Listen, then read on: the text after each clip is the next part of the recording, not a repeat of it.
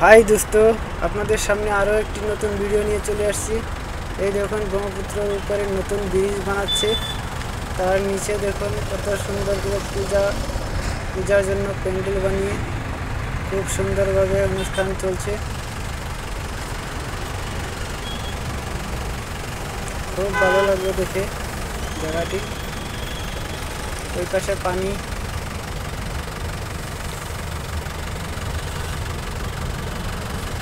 নিচে শুকনো বালুতে প্যান্ডেল বানিয়েছে।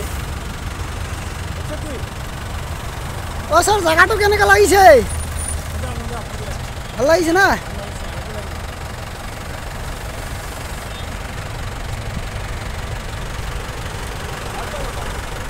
বন্ধুরা, আমি এখন চলে যাচ্ছি।